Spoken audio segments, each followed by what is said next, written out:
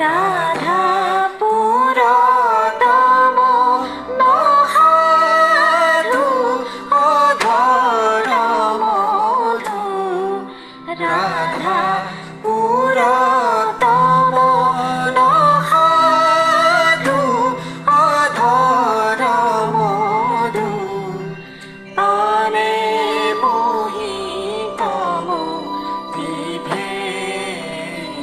শ্ৰদ্ধাৰ ভক্তপ্ৰাণ ৰাইজ, জয় জয়তে আপোনাসৱৰ শ্ৰীচৰণত ভক্তিভৰা প্ৰণাম জনাইছোঁ।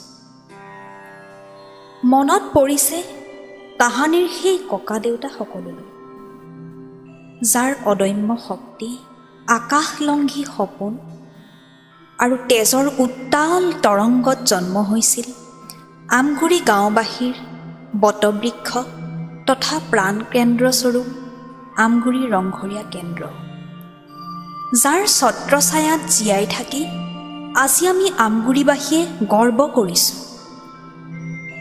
আৰু এই ৭২ বছৰীয়া আমগুৰি ৰংঘৰীয়া কেন্দ্ৰৰ ধাৰাবাহিকতা জীপাল কৰি ৰখাৰ হেঁপাহেৰে এই বছৰো কাতি মাহৰ ২৪ আৰু ২৫ তাৰিখে অৰ্থাৎ ইংৰাজী চলিত বৰ্ষৰ নৱেম্বৰ মাহৰ ১১ আৰু ১২ তাৰিখে আমি আমগুৰিবাসীয়ে আমগুৰি ৰংঘৰীয়া কেন্দ্ৰত শ্ৰী শ্ৰী কৃষ্ণৰ ৰাসলীলাভাগি উদযাপন কৰিবলৈ আগবাঢ়িছোঁ।